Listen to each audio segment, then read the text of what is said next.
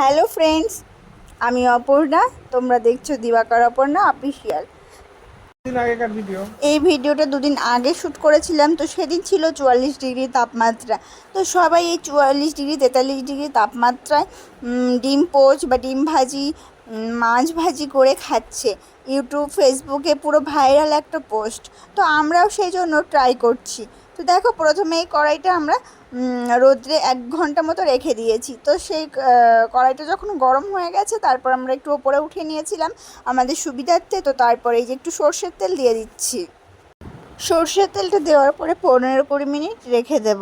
আর এই রোদের মধ্যে তো আমি দাঁড়াতেই পারছিলাম না, পা পুরো পুড়ে যাচ্ছিলো। তো সেই জন্য কড়াই থেকে একটু দূরেই সরেছিলাম।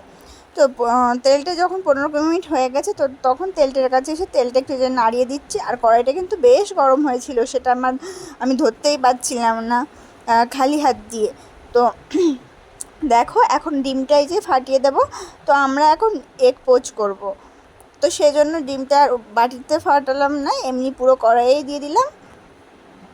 তো দেখো, দেওয়ার সঙ্গে সঙ্গে ডিমটা পুরো সাদা হয়ে গেছে। তো বুঝতে পারছো তোমরা কতটা যে কড়াইটা হিট হয়েছে, যে কারণে ডিমটা দেওয়ার সঙ্গে সঙ্গে ডিমটা পুরো সাদা হয়ে গেছে। তো এই যে এখন আমি একটু পরে নাড়িয়ে নাড়িয়ে দেখবো যে কতটা কি হয়েছে। তো সেটাই তোমাদেরকে দেখাচ্ছিলাম। তো এই 44 ডিগ্রি তাপমাত্রায় তো দেখো আমি তাকাতেই পাচ্ছি না। আর আমার অবস্থাটা কি দেখেছো? পুরো সূর্যের আলো তো আমার মুখ চুখ কিছুই দেখা যাচ্ছে না। তো দেখো, এটা তোমাদের সঙ্গে আমি শেয়ার করছি যে কেমন হয়েছে। অনেকটা খনি হয়েছে, তো সেই জন্য দেখো পুরো শক্ত হয়ে গেছে।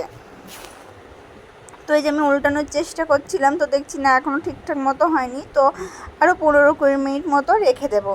তো 15-20 মিনিট মতো রেখে দেওয়ার পরে ডিমটা কিন্তু পুরো দেখো কতটা সুন্দর হয়ে গেছে।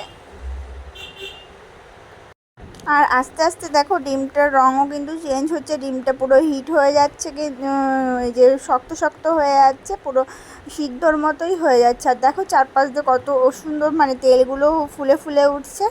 বোঝাই যাচ্ছে যে ডিমটা কিন্তু সূর্যের তাপে কিন্তু সিদ্ধ হয়ে যাচ্ছে। তো তো গ্যাস ছাড়া, উনান ছাড়া দেখো কত সুন্দর 15-20 মিনিট পরে এতটা সুন্দর হয়েছে। তো তোমরাও কিন্তু এই সূর্যের তাপে এগ পোচ বানিয়ে খেতে পারো। তো ভিডিওটি তোমাদের কেমন লাগলো কমেন্ট করে জানিও কিন্তু।